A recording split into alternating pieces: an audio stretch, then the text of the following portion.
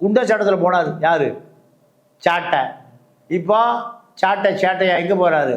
புத்தன் தான் கருணாநிதி, புனிதன் தான் கருணாநிதி, நல்லவன் கருணாநிதி, எங்களை எப்படியாவது சீமான விட்டுருக்கையா. இதுக்கு தான் போய் சாட்டையோடு போய் சீமா முதலமைச்சரை பார்த்துருக்காரு. ஜெயலலிதாவை பார்த்தார் இதே காரணத்துக்கு. எப்போ? 2011 இந்த கேஸுக்கு, இதே கேஸுக்கு. அப்போ தான் முதல்ல வழக்கே தொடுக்கிறா யார்? விஜயலட்சுமி. வழக்கு தொடுத்த பிறகு சீமான் கைது செய்யப்படுகிற நிலை. உடனே ஓடி போய் ஜெயலலிதா காலில் விழுந்தார், அம்மா என்னை அப்படியே காப்பாற்றுங்கன்னு. இலை மலர்ந்தால் ஈழம் மலர். அப்போ தான் சொன்னார் 10 கோடி ரூபா முத்துக்குமாருக்கு, சீமானுக்கு 10 கோடி ரூபா. அவர் சவுத்தை பார்த்துக்கணும், ஒரு நார்த்தை பார்த்துக்கணும். இலை மலரணும்னு சொல்லி சொல்லுவதற்கு எவ்வளவே கோடி?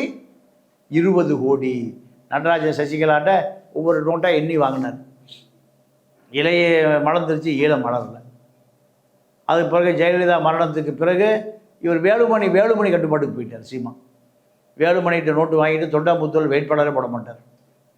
வேட்பாளரே தொண்டாமுத்தூரில் போட மாட்டார். இப்போ என்ன ஆச்சுன்னா, விஜயலட்சுமி வழக்கு தலைக்கு மேல் தொங்குகிற கத்தி. அது எப்போ வேணாலும் தலைக்கு தலையில் விழுகும் கத்தி. அதனால் வேறு வழி இல்லாமல் அந்த காமாட்சி தயாரிப்பாளர்கிட்ட கெஞ்சி கூத்தாடி எப்படியா உதயநிதிகிட்ட சொல்லி வாங்கிக்கூடியா. உதயநிதிகிட்ட அப்பாயின்மெண்ட் வாங்குவதற்கு முத்து காமாட்சி எத்தனை பல்ட்டி அடித்தாருன்னு அங்கே தான் காமாட்சி தான் கேட்கணும். இதுதான் சீமானுடைய அரசியல். அதனால் சீமானுக்கு எடப்பாடி எப்படி தன்னுடைய கூட்டணி கொண்டு வரணும் அவருக்கு தெரியும்.